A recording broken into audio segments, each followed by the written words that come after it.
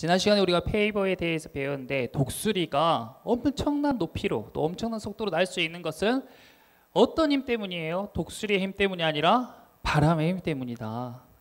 물론 독수리는 큰 날개를 가지고 있어요. 큰 날개를 갖기 위해서 독수리가 해야 될 역할이 있죠. 근데 그것은 아주 미비한 것이고, 독수리가 아무리 큰 날개를 가지고 있어도 바람이 없으면은 그렇게 독수리가 날 수가 없는데, 비록 독수리의 날개가 조금 작더라도 강한 바람이 그 독수리를 밀어주면 엄청나게 빠른 속도로 엄청나게 높은 하늘을 날 수가 있다. 하나님께서 우리 삶 가운데 역사하시는데 여러분의 능력이 어찌됐건, 여러분의 상황이 어찌됐건 하나님이 일으키시면 여러분들이 확 일어날 줄 믿습니다. 하나님이 밀어주시면 여러분들이 쭉쭉 나갈 수 있을 줄 믿습니다. 네, 말씀 가운데서 그 원리를 찾고 그 능력을 우리가 경험하는 것이에요. 우리가 계속 돌봄에 대해서 나누고 있는데, 하나님께서 1분 1초도 우리를 돌보지 않으시는 때가 없다. 우리를 지켜주고 우리를 돕는 부모님도, 그 부모님을 만나게 해주신 분도 하나님이시고, 또 나를 돕는 친구들과 선생님들과 많은 사람들을 인도하신 분도 하나님이시고, 오늘 아침에도 변함없이 우리를 비추는 햇빛과 신선한 공기와 시원한 바람들, 이 모든 것이 다 하나님의 돌보심의 역사입니다. 자, 그런데 우리가 이제 이 방학 동안에 신약 성경 통독을 마쳤어요. 그 신약 성경은 우리가 잘 통독할 수 있게 된 것도 다 하나님의 은혜인 줄 믿습니다.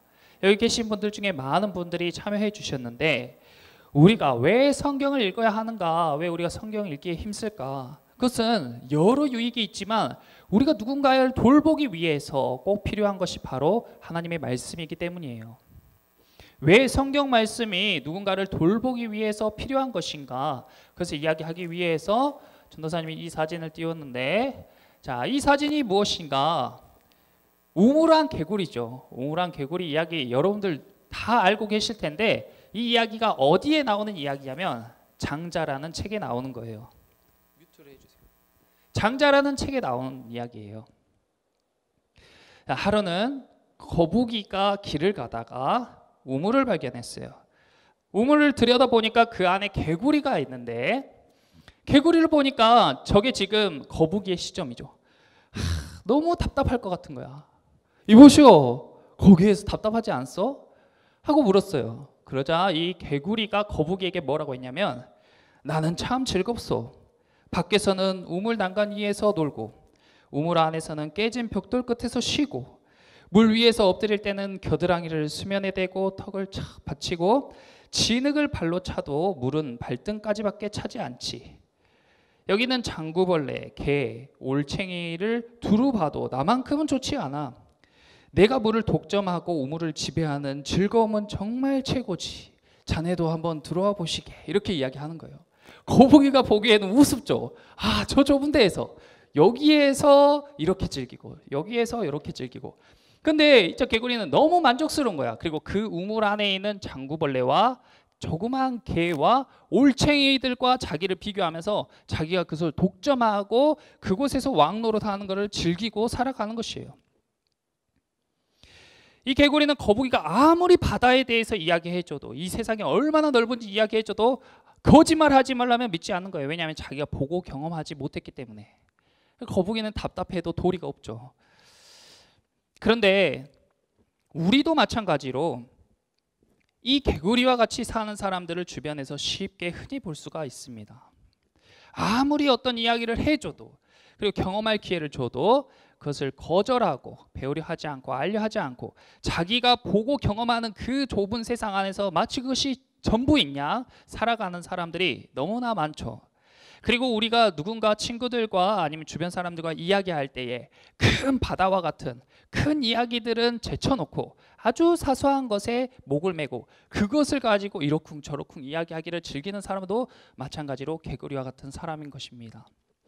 이 세상에 우리가 우주가 얼마나 넓은지 모르는 사람이 없을 거예요. 하지만 그 우주를 사색하고 깊이 생각하고 그 안에 있는 나란 존재가 어떠한 존재인지 생각하는 그런 큰 문제에 대해 깊이 생각하는 사람은 많지 않을 것입니다.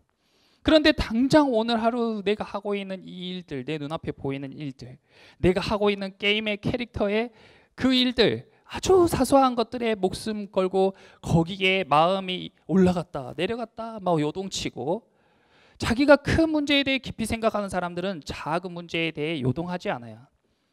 근데 시야가 좁고 작은 것에 집중하는 사람들은 조그만 일에도 좌지우지되고 흔들흔들 거리는 겁니다. 신앙생활도 마찬가지인데, 매주 주일 예배와 또 설교를 듣는 것만으로 자기의 신앙이 충분하다 생각하는 사람은 마치 우물 안에서 만족하는 개구리와 같다.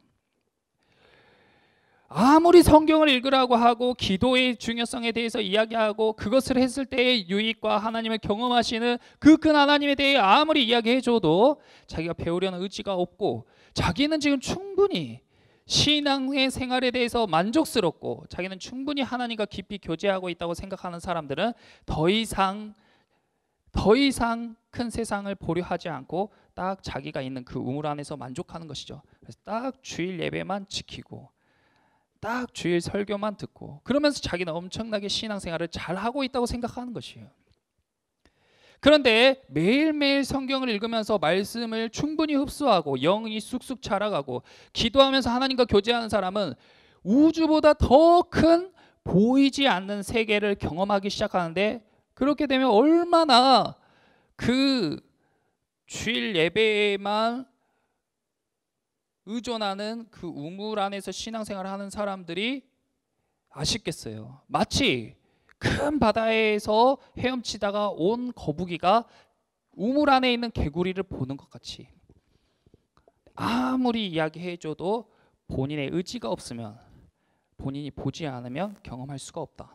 그러므로 우리 여러분들은 우물 안의 개구리와 같이 거기에 만족하면서 갇혀 살지 말고 거북이와 같이 큰 바다로, 우주로, 보이지 않는 세계까지 두루 다니며 많이 경험하고 하나님과 친밀해지는 여러분 되시기를 축복합니다. 그렇게 하기 위해서 우리가 말씀을 읽어야 되고 말씀을 배워야 되고 또 여러 예배에 참석해보고 또 하나님과 늘 기도하기를 힘써야 돼요.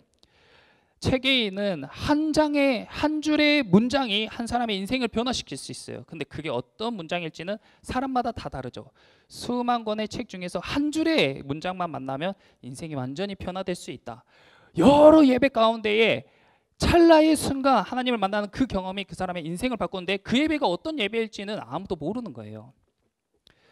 여러분들에게 그런 은혜가 있기를 축복합니다. 자, 오늘 말씀을 봐볼게요. 사도행전 9장. 사도행전 신약성경 203페이지 성경을 찾아보세요. 사도행전 9장 36절입니다.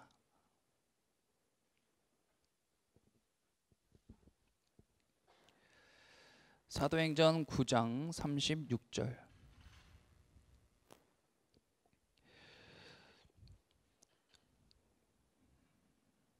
(36절에서)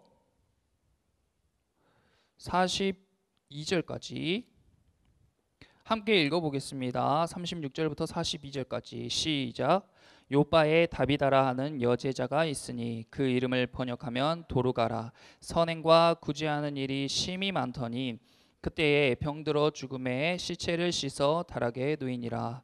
루다가 요바에서 가까운지라. 제자들이 베드로가 거기 있음을 듣고 두 사람을 보내어 지체 말고 와달라고 간청하여 베드로가 일어나 그들과 함께 가서 이르매 그들이 데리고 다락방에 올라가니 모든 과부가 베드로 곁에 서서 울며 도루가가 그들과 함께 있을 때에 지은 속옷과 겉옷을 내보이거늘 베드로가 사람을 다 내보내고 무릎을 꿇고 기도하고 돌이켜 시체를 향하여 이르되 다비다야 일어나라 하니 그가 눈을 떠 베드로를 보고 일어나 앉는지라. 베드로가 손을 내밀어 일으키고 성도들과 과부들을 불러들여 그가 살아난 것을 보이니 온 요파 사람이 알고 많은 사람이 주를 믿더라. 아멘. 자, 이 말씀을 우리가 성경을 쭉 읽다가 이 말씀을 읽게 되면 다비다라 하는 사람이 있었는데 사람을 잘 도와주다가 어느 날 병에 걸려 죽었다. 그런데 베드로가 와서 그 사람 죽은 사람을 다시 살렸다 이런 것이 이 말씀이 쓱 읽고 가면 우리에게 큰 감흥이 없죠. 성경에 죽은 사람을 살리는 이야기가 많이 나오고 우리 삶과는 너무 거리감이 있기 때문에 이것이 내 마음에 와닿기는 쉽지가 않습니다. 그렇기 때문에 우리는 이 말씀을 묵상하고 이 말씀에 있는 단어들의 의미와 문장과 문단의 그런 의미 같은 것들을 생각해 보는 것이 묵상이에요.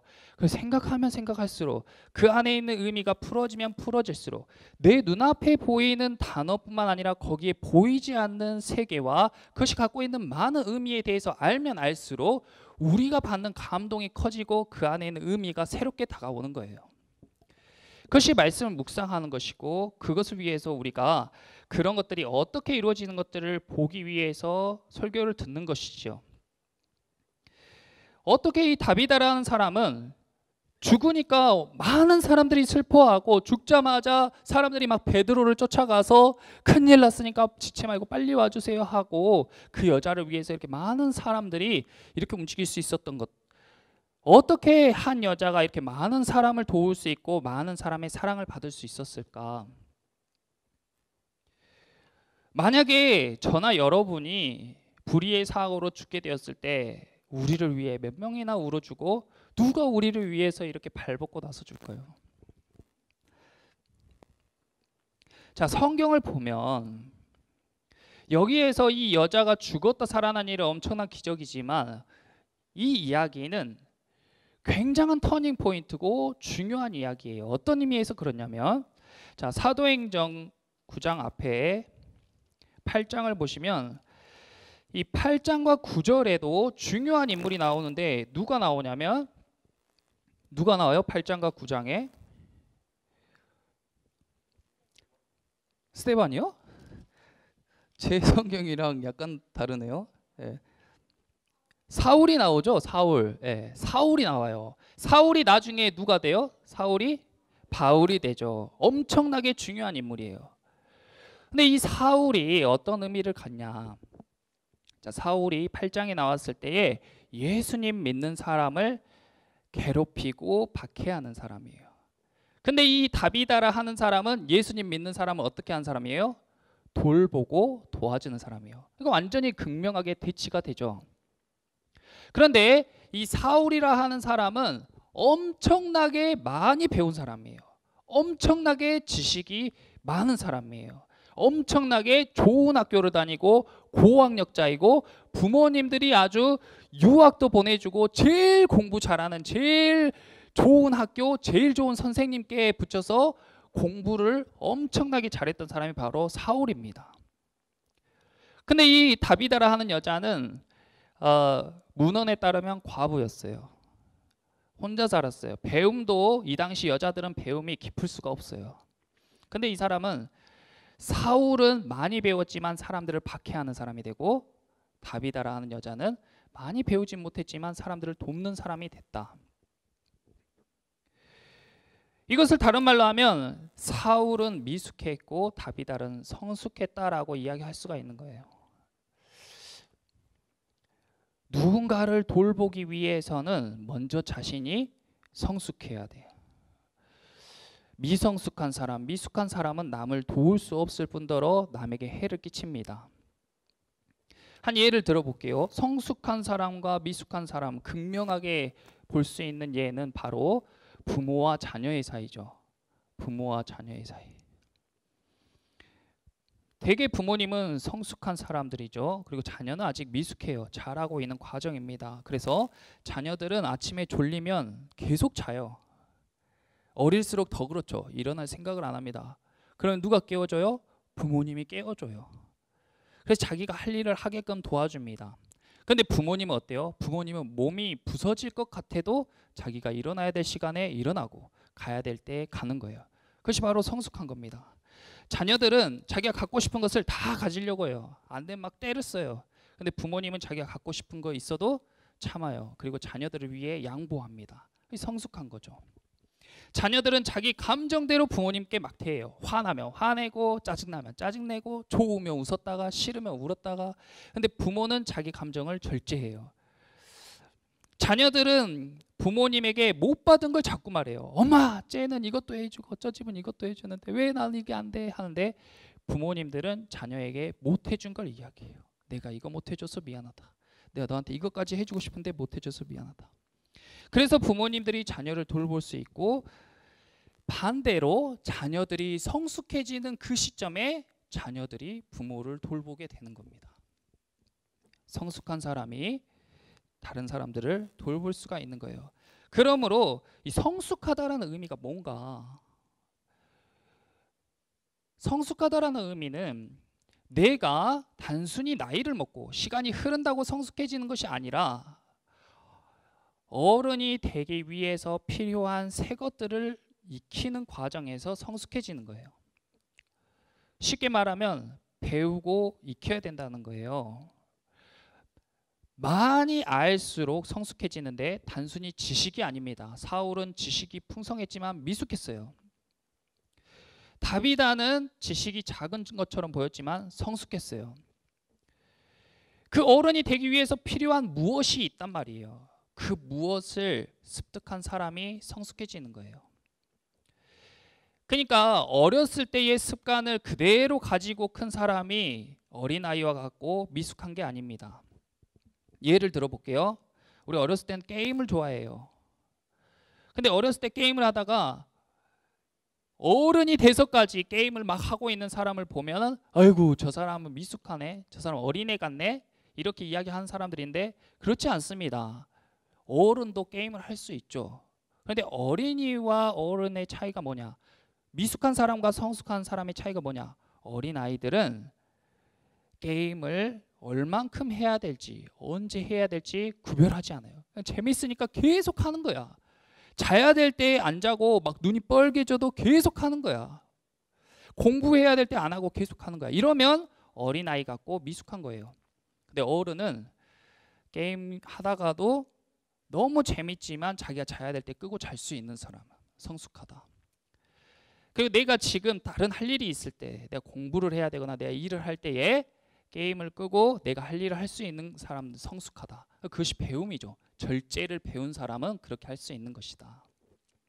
그래서 우리가 어린아이 때에 익혔던 그런 것들을 버린 게 어른이 아니고, 어린아이들은 막 깔깔대고 잘 웃고 놀고 하는데 어른이 되면 막 무게 잡고 있어야 되고, 그게 어른이 아니고, 우리가 배워야 될 것들, 성숙해지기 위해 배워야 될 것들을 습득하고 배우는 사람들이 어른이 된다는 거예요. 그래서 나이를 많이 먹고도 성숙하지 못한 사람들, 어른스럽지 못한 사람들도 있고, 나이가 아직 어리지만 성숙하고 어른스러운 사람들도 있는 것입니다. 신앙생활에도 마찬가지로 교회를 얼마나 오래 다녔건 그것이 중요한 것이 아니고, 어린아이의 신앙에서 어른의 장성한 분량의 신앙으로 가기까지 필요한 것들을 배우고 습득한 사람들이 장성한 믿음의 분량을 갖게 되는 거예요. 그리고 신앙이 성숙해지는 것입니다. 그래서 여러분들이 말씀을 통해서 다비다와 같이 신앙이 성숙해지기를 축복합니다. 여러분들이 너무 자기를 위해서 살고 너무 그렇게 학업에만 집중하는 사람이 되잖아요. 그럼 사울처럼 돼요. 자기도 모르는 사이에 자기가 생각하는 그 우물 안에 갇힌 사고로 다른 사람들을 박해하고 핍박하고 다른 사람들에게 어려움을 끼치는 사람이 됩니다. 다른 사람에게 나누기를 기뻐하고 돌보기를 기뻐하는 사람은 다비다처럼 되는 거예요. 그 삶이 사랑을 주고 사랑을 받는 삶으로 변화될 수가 있는 것이죠. 그래서 하나님이 보시기에도 이 미숙한 사람들은 참 쓰기가 난감한 거야. 미숙한 사람들 특징이 자기는 자기가 충분해야 돼. 자기는 자기가 잘하는 것 같아. 남들이 못하는 점이 눈에 들어와. 근데 하나님 보시기에는 그 사람 참 미숙한 거야. 그래서 하나님이 그 사람에게 배울 것을 배우게 하는 과정, 필요한 것을 배우게 하는 과정 가운데 무엇을 주시냐면 고난과 역경을 주신다. 그래서 어려움을 통해서 그 사람이 배워가는 거예요. 그래서 그 사람이 점점점 성숙해지는 것이죠. 사울도 마찬가지로 8장에서 아주 미숙했어. 머리는 똑똑하고 배운 게 많지만 사람들에 대해서 무지하고 하나님에 대해서 무지했어. 근데 더 중요한 것은 자기가 다 안다고 생각해서 사람들을 막 괴롭힌 거야. 근데 9장에서 하나님이 그 사울을 만나서 큰 고난과 시련을 주세요. 그 과정 가운데 사울이 변화되고, 이제 이후에는 사람들에게 복음을 전하는 하나님의 귀한 사도로 쓰임 받게 된 것입니다. 그래서 그런 면에서 우리 삶 가운데 고난이 유익이다. 내가 지금 내 삶 가운데 어려움이 있을 때 이것이 하나님께서 나에게 어떤 유익을 주기 위해서 이런 고난을 허락하셨을까 하고 그 시간을 지나다 보면 그것이 여러분들 가운데에 충분히 넘을 만한 시험이 되고 또 이것을 통해서 내가 배우는 것을 충분하게 여러분들이 소화할 수가 있게 되는 것입니다. 자, 오늘 말씀 가운데에 9장 36절에서 42절 말씀을 보면 여기에 있는 모든 성경이 그렇지만 단어와 문장에는 많은 의미가 있어요. 그것이 풀어지면 풀어질수록 정말 하나님의 말씀은 놀라운데 그 중에서 두 가지만 우리가 함께 나눠보려고 해요. 전도사님이 빨간색으로 칠한 그 단어에 동그라미를 쳐보세요. 동그라미와 밑줄, 욥바와 속옷과 겉옷, 이 두 가지에 대해서 나눠보려고 해요. 자, 욥바 옆에다가 메모를 해보세요. 욥바 옆에다가 역대하 2장 16절, 역대하 2장 16절, 에스라 3장 7절, 에스라 3장 7절, 요나 1장 3절. 자, 이렇게 세 개를 메모해 두시고 이게 욥바에 관련된 말씀이에요. 자, 이 중에서 이걸 이제 나중에 여러분들이 보시면 여기 어떤 이야기가 쓰여있냐면 욥바라는 도시를 우리가 이전에는 이걸 읽을 때 욥바의 다비다라 하고 지나가면 이미 욥바에 대한 생각은 없죠. 근데 왜 하필이면 이때에 여기에 욥바에 사는 다비다라 하는 사람을 이야기하고 있을까 하고 물음을 가지고 여기 이 말씀을 계속 묵상하다 보면 이 욥바라는 도시를 이야기한 게 우연이 아니라는 걸 알 수 있다는 거예요. 욥바는 어떤 도시냐면 역대하랑 에스라서에 보면 욥바가 이 레바논과 두로와 시돈이라는 나라에서 이 물류를 들여오는 물류 허브, 그러니까 물류 항구라는 것을 알 수가 있어요. 그리고 요나서에 보면 이 요나가 다시스로 향하는 배, 그러니까 지금의 스페인으로 향하는 배를 타기 위해 욥바로 갔다고 돼 있어요. 그러니까 이 욥바는 어떤 도시인 줄 우리가 딱 알 수가 있어요. 그 말씀들을 보면 욥바는 엄청나게 큰 항구구나, 그리고 많은 나라의 배들이 왔다 갔다 하는 물류의 허브구나 하는 생각을 우리가 할 수 있게 되는 거예요. 그러면 저렇게 많은 나라에서 배들이 왔다 갔다 하면은 저 욥바에 사는 사람들은 어떤 사람들이 많냐면 외국 사람들이 많다. 욥바에 외국 사람들이 많이 산다. 근데 이 다비다라는 사람이 많은 사람들을 돕는데 이때에 유대인들만 도왔겠어요? 아니면 외국 사람도 함께 도와줬겠어요? 외국 사람도 당연히 함께 도와줬겠죠. 여러분들 우리 고향을 떠나서 먼 외국에 가면 얼마나 외롭고 고향이 그리워요? 그리고 힘들어요. 말도 안 통하고 도움을 청할 사람도 없고. 근데 그렇게 어려움에 처한 사람들에게 가서 도움의 손길을 주는 이 다비다가 얼마나 고마웠겠습니까? 그래서 그 많은 사람들에게 복음을 전하고 선행과 구제를 통해서 예수님의 사랑을 막 전해주는 거예요. 그러니까 그 사람들이 마음이 확 열리면서 복음이 막 들어오는 거죠. 그래서 예수님을 믿게 되고 하나님을 영접하게 되는 역사가 나타나는 것입니다. 그리고 또 이 다비다가 선행과 구제하는데 사용했던 도구가 무엇이냐면 바로 속옷과 겉옷이에요. 우리 예수님의 모습 하면 대부분 저런 모습을 떠올리는데 저기에서 흰색 안에 입은 옷이 속옷이고 빨간색 겉에 두르고 있는 게 겉옷이에요. 이 겉옷과 속옷의 이야기만 해도 우리가 한 시간을 이야기할 수 있는 만큼 깊은 의미가 있는데 저 안에 입은 옷을 세마포 옷이라고 하고 저 겉옷은 양털로 만든 옷이에요. 그런데 보통 이때 당시 사람들은 지금 우리처럼 옷을 수시로 갈아입는 게 아니라 평생의 옷을 몇 벌 가지고 사냐면 한 벌 가지고 살아요. 대부분 옷을 한 벌 가지고 삽니다. 그래서 옷은 자기에게 굉장히 귀중한 재산이기도 하고 또 가난한 사람들은 갖기가 어려운 것이었어요. 그런데 이 다비다라 하는 사람이 이 사람들에게 옷을 선물해 주니까 얼마나 고마워요. 성경에 두 벌 옷을 갖지 말고 두 벌 있으면 다른 사람에게 한 벌 주고 이런 이야기들이 많이 나옵니다. 그만큼 옷은 중요한 재산이에요. 그런데 이 옷을 보통 사람들은 속옷만 입고 다녀요. 그러니까 흰색 옷만 입고 다녀요. 그리고 그 옷을 입고 일도 하고 생활합니다. 저 속옷은 세마포라는 식물, 아마라는 식물로 만든 그 천연 섬유로 만들어진 옷인데 굉장히 질기고 변하질 않아요. 그래서 사람들이 입고 막 활동을 해도 오랫동안 입을 수가 있는 것이죠. 그런데 보통 우리가 구제를 하면 저렇게 속옷만 줘도 충분하잖아요. 근데 이 다비다라는 사람은 겉옷까지 선물로 줬는데 저 겉옷은 보통 귀족들이나 관리인들, 부유한 사람들이 입는 것이 겉옷이에요. 그런데 이 사람들이 속옷만 줘도 고마운데 저 겉옷까지 주니까 얼마나 고맙겠어요. 그런데 왜 다비다가 이 겉옷까지 사람들에게 선물을 해줬을까? 이 옷이 갖는 의미는 굉장히 많은데 처음에는 이것이 보통 이상의 재산이라는 거죠. 그러니까 사람들이 이 비싼 물건을 선물로 받았을 때, 여러분들도 우리가 50일 기도회를 했을 때 선물을 받고 또 여기에서 예배할 때 또 간식도 받고 막 이러면 기분이 좋잖아요. 그런데 저렇게 큰 선물을 받을 때 그 사람들이 얼마나 고맙겠어요. 자기와 관계 있는 사람도 아니고 외국에서 만난 저 여자가 나에게 이렇게 귀한 선물을 주다니 참 감사하죠. 근데 거기에는 더 깊은 의미가 있는 거예요. 단순히 그것이 물질적 의미가 있는 것이 아니라 옷은 어떤 의미가 있냐면 고대 사람들은 어떤 옷을 입으면 자기가 그 옷과 같이 변화된다는 믿음이 있었어요. 예를 들자면 사자를 잡아서 사자 가죽을 쓰면 자기에게 사자와 같은 힘이 생긴다라고 생각한다. 그리고 우리가 여러분들이 한 번쯤 봤을 그 소가 된 게으름뱅이 이야기 아세요? 소가 된 게으름뱅이? 그 게으름뱅이는 엄청나게 게으른데 소 가죽을 뒤집어 쓴 다음에 소처럼 일을 하게 되잖아요. 그리고 이후에 부지런해졌잖아요. 그것도 마찬가지로 고대 사람들의 그런 생각이 투영된 동화인 거죠. 그런데 이 다비다라 하는 사람이 속옷만 선물하지 않고 겉옷까지 선물했어요. 이 겉옷은 뭘로 만든 옷이라고 했어요? 양의 털. 그러니까 이 겉옷을 걸친 사람은, 양의 털로 옷을 입은 사람은 무엇과 같이 변하는 거예요? 자기가 양과 같이 변한다.